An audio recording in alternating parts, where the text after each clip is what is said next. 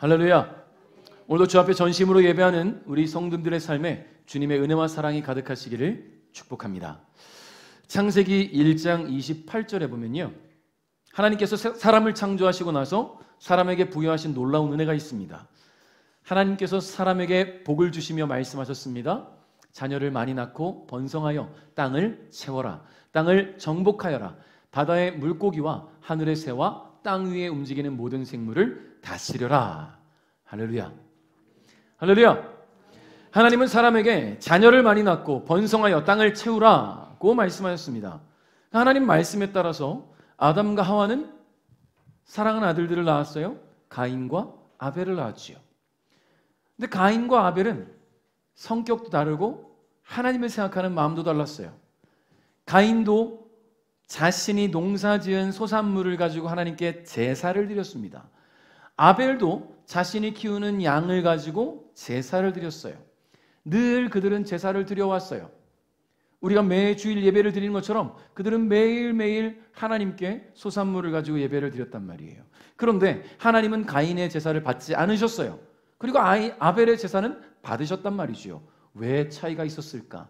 가인이 드리는 제사, 즉 그 예배는 매번 반복해서 드리긴 했지만 하나님께 거룩하고 겸허한 마음으로 드리는 제사가 아니었어요.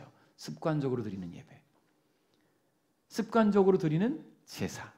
근데 아벨은 어땠을까요? 아벨은요, 양의 첫 새끼를 드렸어요. 흠이 없는 것, 깨끗한 것, 아무거나 드리는 것이 아니라 그 중에 가장 깨끗한 첫 새끼, 그 첫 소산물을 하나님께 드렸단 말이에요. 하나님은 그렇게 거룩하고 경건하고 겸허한 마음으로 드리는 예배를 받으신다라는 거죠. 그래서 하나님께서 가인 제사를 받지 않으시니까 가인이 뿔딱지가 났습니다. 그래가지고는 자신의 동생을 살인하고 말아요. 자, 여기서 가인은 실수를 한 거예요.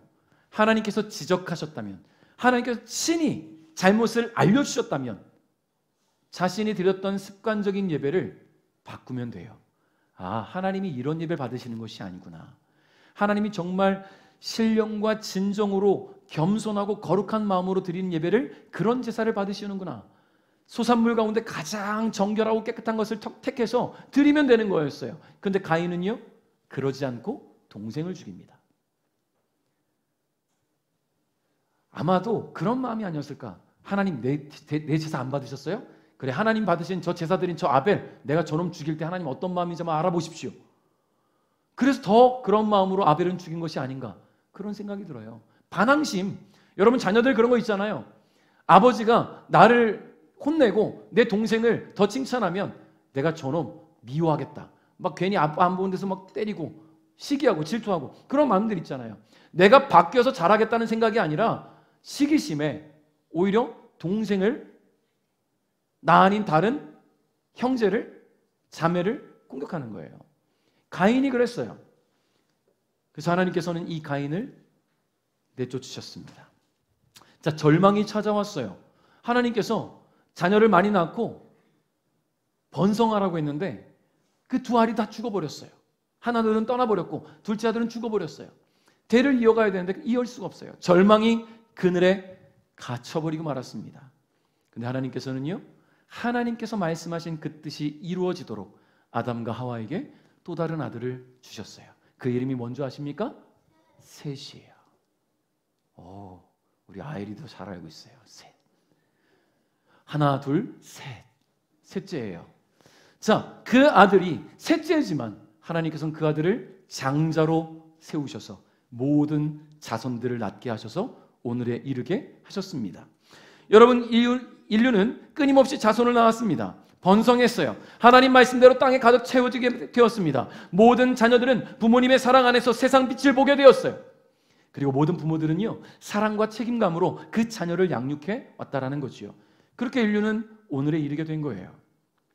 오늘 어버이 주일에 사랑하는 부모님의 은혜와 사랑을 우리가 깊이 묵상합니다.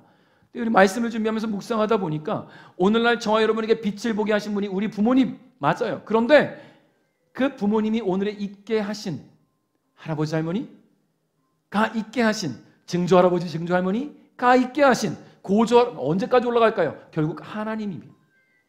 하나님께서 계셨기 때문에 하나님께서 우리로 하여금 이 땅에 빛을 보게 하셨다라는 거예요. 할렐루야. 여러분, 우리가 존재할 수 있는 이유는요, 하나님의 말씀이 있었기 때문입니다. 자녀를 많이 낳고 번성해서 땅을 채워라. 하나님의 그 명령이 있었기 때문에 오늘 우리가 이 땅에 존재하고 있음을 잊지 않길 바라요. 그래서 하나님을 더욱 기뻐하고 찬양하고 감사할 수 있기를 바랍니다. 오늘 어버이 주일에 저와 여러분을 통해 칭찬받으시고 높임 받으셔야 할 분이 오직 우리 여호와 하나님 한 분이심을 마음에 기억하면서 그와 더불어 또 우리 육신의 부모님, 우리로 하여금 이 땅에 태어나서 잘 성장할 수 있도록 함께 하신 우리 그 부모님들을 더욱 기뻐하는, 또 감사하는 그런 시간이 될 수 있기를 주님의 이름으로 축복합니다. 자, 오늘 이 자리에 있는 우리 모두는 누군가의 아들이고 누군가의 딸입니다. 그런 생각을 해봤어요. 우리 교회 최고 어르신이 우리 최문산 집사님, 신광한 집사님이시란 말이에요. 여러분, 최문산 집사님이 올해 93세이십니다. 우리 신광한 집사님 92세예요. 자, 거의 한 세기를 살았다고 해도 과언이 아닌 그런 시간을 살아오셨는데, 그런 생각을 해봤어요. 이분들의 어렸을 적은 어땠을까? 왜냐하면 우리는 늘 어른으로서만 봤잖아요. 이분들의 어린 시절, 꼬꼬마 시절은 어땠을까? 청소년 시절은 어땠을까? 막 혼자 생각해봤어요. 말을 잘 듣는 아들이었을까? 아니면 새침한 아들이었을까? 아니면 듬직한 아들이었을까? 아니면 사춘기 반항하는 아들이었을까? 두 분만 아시겠지요? 여러분, 이분들이 그 어린 시절을 우리가 감히 생각해 볼 수 없는 것은 베델교회 최고 어른으로서 위엄을 보이시고 존경받을 만한 모습들을 계속 보여주시기 때문 아니겠습니까? 그렇죠? 집안에서는 사랑하는 자녀들과 손주들과 증손주들과 그들에게 존경받고 사랑받는 아버지시고 할아버지시지만 여러분, 이들도 아들의 시기가 있었다는 거예요. 부모님의 손길이 필요하고 그 관심과 애정, 그 사랑이 전부였던 때가 분명히 있었다는 말이지요. 여러분, 지난 3월에 넷플릭스에 방영됐던 한 드라마가 있습니다. 폭삭 속았수다라는 드라마예요. 이 드라마가 굉장히 국내는 물론이며 전 세계적으로 큰 화제를 일으켰고요. 지난주 백상예술대상에서는 작품상, 극본상, 남녀 조연상도 수상을 했단 말이죠. 이 드라마의 배경이 1960년대 후반부터 1990년대까지예요.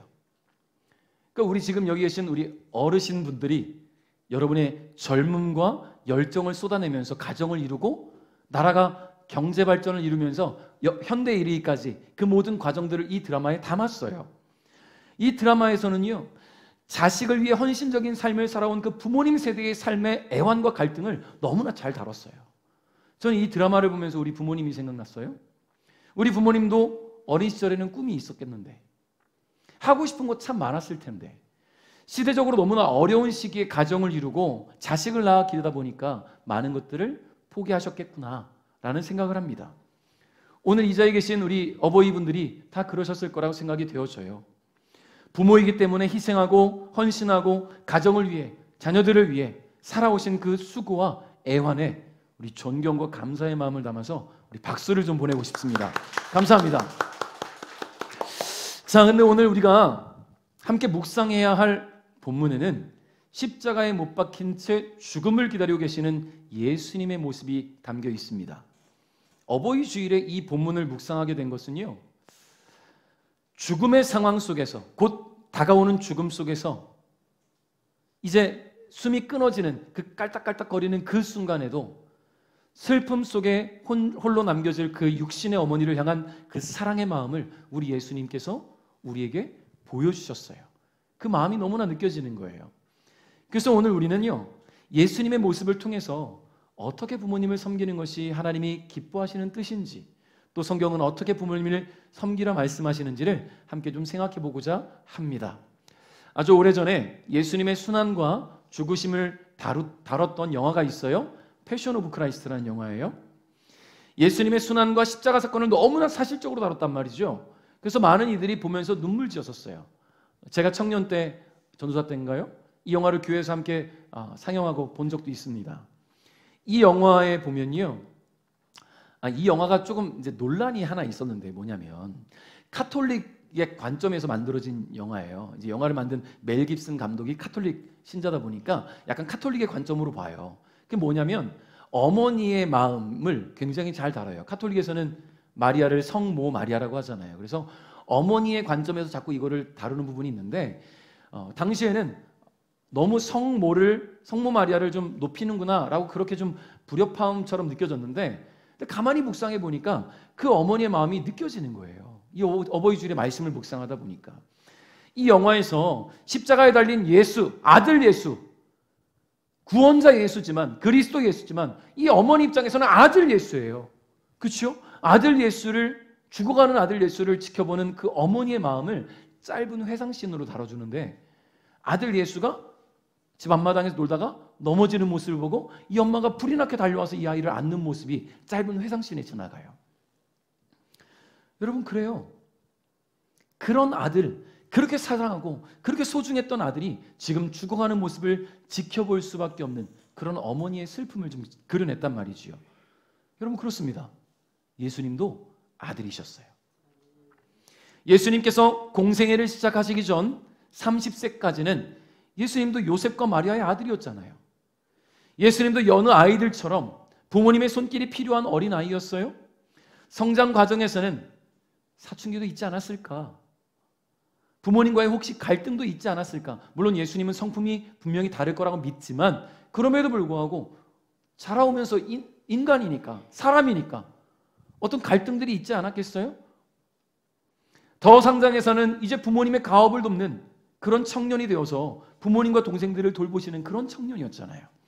그렇게 30년의 세월을 너무나도 사랑스럽고 소중하고 듬직한 아들로 성장하신 그 예수님은 공생애를 시작하시면서 그리스도의 삶을 사셨단 말이죠. 그러면서부터는 인류 구원을 위한 하나님의 계획에 본격적으로 합류하셨습니다. 3년 동안 예수님은 많은 이들에게 위로와 회복, 치유를 주셨고요. 천국 소망을 주셨어요. 더 이상 아들의 삶이 아니라 모든 인류를 향한 구원자의 삶을 사셨단 말이에요. 그렇게 그리스도께서 그리스도의 삶을 살아가시다가 예수 그리스도께서 십자가에 달려 돌아가실 때 현장에 있던 그 어머니는 어떤 마음이었을까? 여러분 하나님의 뜻대로 성령으로 잉태되었어요. 온 인류를 구원할 그리스도로 태어난 아들이라는 것 어머니도 알아요. 자신이 처녀 때, 소녀 때 성령으로부터 그 마을 천사로부터 그 이야기를 듣고 성령으로 잉태된 거 다 알아요. 그러나 지금 이 죽어가는 모습 그리스도지만 육신으로는 아들이잖아요. 너무나 소중한 아들이잖아요. 눈에 넣어도 아프지 않을 그런 아들이잖아요. 그것도 장남이잖아요. 여러분 제가 얼마 전에 그 어버이날에 그 설교 준비를 하면서 그 한 영상을 봤는데 우리나라 것 아니고요. 짧은 이제 홍보 영상 같은 거예요. 요만한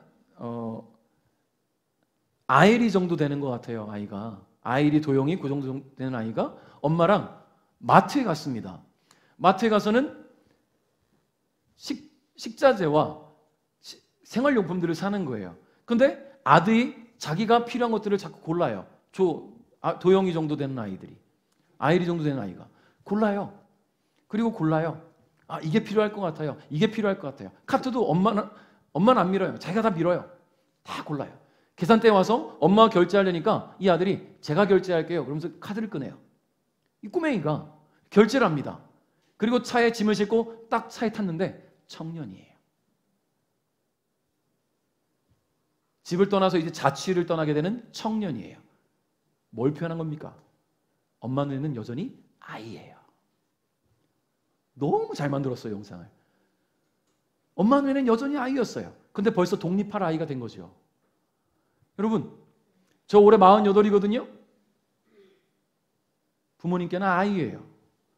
전화하면 어디냐고, 밥은 잘 먹고 다니냐고 계속 얘기하세요. 48인데. 여러분, 여전히 아이라는 거예요. 예수님도 엄마에게는 그런 마음 아니었을까요? 너무나 사랑하는 아들의 죽음을 지켜봐야 되는 그 어머니 마음은 너무나 고통스러웠을 겁니다. 여러분, 단장지혜라는 사자성어가 있어요. 단장지혜. 무슨 뜻이냐면 창자가 끊어질 듯한 슬픔을 말해요.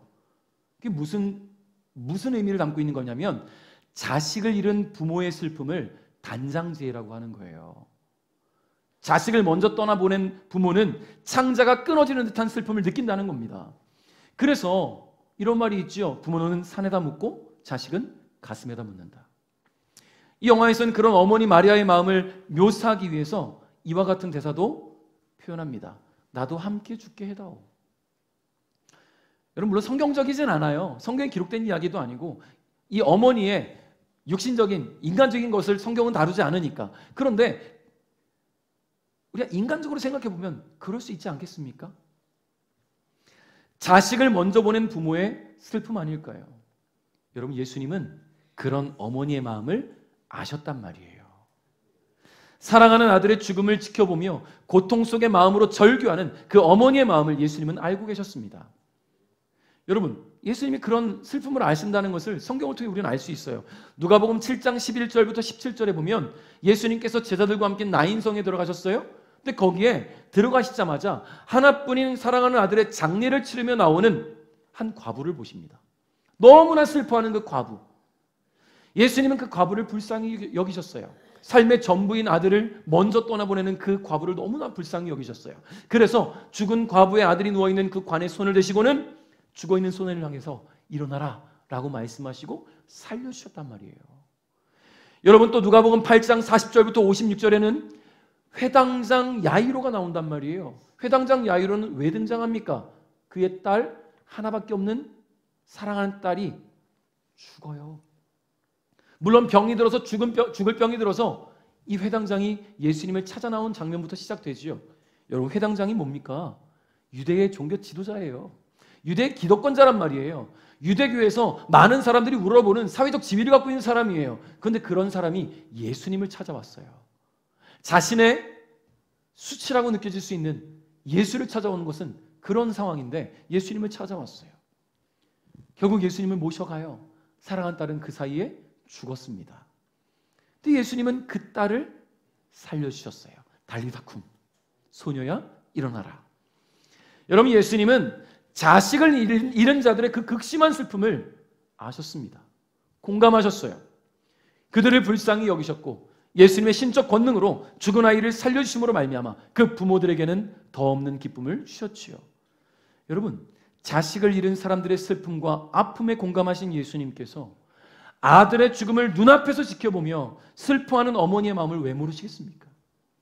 예수님은 그리스도로서 하나님의 인류 구원 사역의 마지막 순간을 맞이하신 것이지만 동시에 마리아에게는 사랑하는 아들의 죽음의 순간이었으니까요.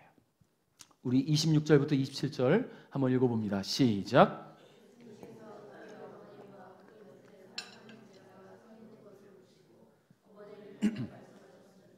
여자여 보십시오. 어머님의 아들입니다. 그리고 그 제자에게는 보아라, 내 어머니이시다 라고 말씀하셨습니다. 그때부터 이 제자는 예수님의 어머니를 자기 집에 모셨습니다. 아멘. 자, 예수께서 어머니를 향해서 여자여 라고 부르신 것을 보면서 오해하는 사람들이 있어요. 아니, 어떻게 엄마한테 저렇게 표현할까? 근데 여자여라는 말, 헬라어로 귀나이라는 표현인데요. 이 표현은, 이 호칭은 굉장히 정중한 표현이에요. 그냥 함부로 부르는 표현이 아니기 때문에 예수님은 그리스도로서 사랑하는 어머니를 향해 귀나이, 높여 부르는 거라는 거죠. 자, 예수님께서 어머니라고 부르시지 않은 것은 현재 십자가 위에서 그리스도로서의 마지막 사명을 감당하고 계셨기 때문이에요. 대신 높여드리는 그런 정중한 호칭을 쓴 겁니다. 자, 그런데 예수님은 인류를 구원하시기 위해 오신 완전한 하나님이셨지만 평범한 사람들과 같이 감정과 이성을 지닌 완전한 사람이셨단 말이에요. 그렇기 때문에 자신의 손과 발에 못이 박혔어요. 온몸이 채찍에 뜯겼어요. 여러분, 오늘날의 학자들은요, 의학 박사들은요, 예수님이 이미 십자가에 달리기 전에 채찍질만 가지고도 이미 수백 번 숨이 끊어졌을 거라는 거예요. 왜냐하면 채찍이 뭔지 아시죠? 쇠 조각과 동물의 뼈 조각 날카롭게 만든 걸로 살을 때리는데 때리는 것이 아니라 뜯어내는 용도의 채찍이란 말이에요. 온몸에 살이 난도질 당했단 말이에요. 그럼 과다출혈로 죽을 수밖에 없어요. 그런 상황에 십자가에 대못이 박혔습니다. 그렇게 십자가 위에 섰어요. 골고다 언덕에. 예수님이 지금 정신이 있겠습니까? 여러분 감기만 걸려도 정신이 없어요. 배만 아파도 정신이 없어요. 근데 예수님이 지금 온몸이 고통투성인데 어떻게 정신이 있겠어요? 그럼에도 불구하고 자신을 낳아주고 길러주신 그 사랑하는 어머니의 슬픔을 공감하시면서 이렇게 말씀하시는 거예요. 여자여 보십시오. 어머님의 아들입니다. 누구를 향해 말씀하신 거냐면 사랑하는 제자 요한에게 말씀하시는 거예요. 그리고 그 요한에게 이렇게 말합니다. 보아라 내 어머니이시다. 예수님은 남겨질 어머니가 슬픔 속에 잠겨있지 않기를 바라면서 그 곁에 서 있던 사랑하는 제자 요한에게 어머니를 맡기는 최선의 선택을 하셨던 거예요. 곧 숨이 넘어갈 만큼 극심한 고통을 겪는 그 순간에도 어머니 마리아를 향한 그 깊은 사랑과 책임을 잊지 않으신 거예요. 창자가 끊어지는 듯한 그 슬픔 속에 남겨질 어머니를 걱정하신 겁니다. 성도 여러분, 우리 예수님의 이 마음을 닮아야 됩니다. 여러분, 아까도 잠깐 얘기했지만 부모에게는 자녀는 성인이 되고 어른이 되어도 여전히 아이라고 해도 진짜 아이는 아니잖아요. 언제까지 투정 부립니까? 언제까지 나 안 되는 일에 부모님을 서운하게 해드릴 겁니까? 언제까지 그 부모님이 나를 걱정하게 만들겠습니까? 예수님처럼 부모님을 사랑하고 책임질 수 있는 그런 우리가 되어야 되지 않겠어요? 사랑으로 헌신하며 길러주신 우리 부모님의 사랑을 잊어서는 안 됩니다. 예수님께서 보여주신 것처럼 우리도 부모님을 사랑으로 섬기며 모셔야 된다는 거예요. 그러면 이제 우리 자신을 돌아봐야겠지요. 나는 내 부모님을 잘 섬기고 있는가? 혹 부모님이 이 세상에서 이미 떠나셨다면 이전에 나는 부모님을 잘 섬겨왔는가? 한번 돌아보자는 거죠. 지금 부모님이 생존해 계시다면 성경의 가르침에 따라 부모님을 잘 섬겨야 할 것이고, 부모님이 생존해 계시지 않다면 그 부모님을 기억하는 마음으로 하나님 아버지를 더욱 사랑하며 잘 섬겨야 될 줄 믿습니다. 잠언 23장 22절 읽겠습니다. 시작.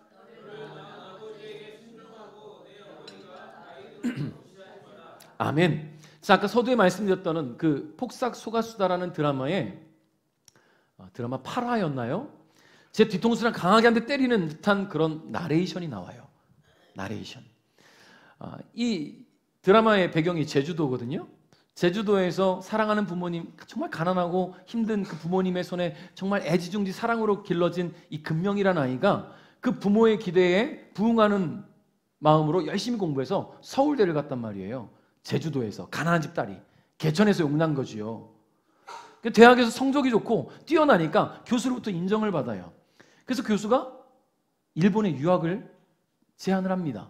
성적 좋은 학생들을 뽑아서 보내는데 네가 딱이다. 근데 이 딸아이는 갈 수가 없는 거예요. 왜요? 집이 너무 가난해요. 갈 형편이 안 돼요. 이 형편을 아는 담당 교수가 자신이 돈을 빌려줄 테니까 유학을 가는 것이 어떠냐라고 제안하기도 하지요. 그래서 이 교수를 만나고 와서는 엄마랑 통화를 해요. 공중전화에서. 그러면서 엄마에게 자신을 인정해주고 믿어주는 이 교수에 대해서 입이 마르도록 칭찬을 합니다. 그러면서 귤 한 박스 좀 보내주라고. 근데 막상 형편이 안 돼서 지원해주지는 못하는 그 엄마에게는 고운 말이 나가질 않아요. 짜증만 낸단 말이죠. 그때 이런 나레이션이 나와요. 다른 사람을 대할 땐 연애편지 쓰는 듯 했다. 한자 한자 배려하고 공들였다. 남은 한 번만 잘해줘도 세상에 없는 은인이 된다. 그런데 100만 번 은인에게는 낙서장 대하듯 했다. 말도 마음도 고르지 않게 튀어나왔다. 제 모습을 들킨 것 같았어요. 이 드라마 속의 딸의 모습이 저 같은 거예요. 나한테 조금만 잘해주는 누군가를 정말 배려하면서 대화했던 내가 나를 정말 평생을 사랑해 주신 내 부모님께는 그렇게 살갑지 못했었구나 라는 생각들을 하게 되는 거예요. 여러분, 성경은 분명히 가르치고 있습니다. 너를 낳은 아버지에게 순종하고 내 어머니가 나이 들어도 무시하지 마라. 할렐루야. 할렐루야. 아버지에게 순종하고 어머니를 무시하지 말라는 말은 부모님과 대화를 멈추지 말란 말이에요. 자라면서 부모의 말과 행동, 그 생각과 습관들을 보고 자란 자녀들은 부모와의 대화, 부모와의 공감이 그 성장에 매우 큰 영향을 주는데요. 근데 커가면서 또래 집단과의 만남이 큰 비중을 차지하다 보면 부모님과의 공감대가 사라지죠. 대화를 단절하기 시작해요. 아무래도 친구들과 있는 시간이 더 많아지니까 더 많은 공감대를 갖게 되니까 그렇겠지요. 반면 부모님과는 함께하는 시간들이 줄어들고 시간이 줄어드니까 대화와 소통이 또 줄어들게 돼요. 그러다 보니까 가끔 이루어지는 대화가 대화보다는 요구와 부탁 아니면 짜증이지요. 그러니까 소통보다는 공격이 되는 때가 참 많아요. 마음은 그렇지 않은데 상처를 주거나 마음을 아프게 할 때가 있어요.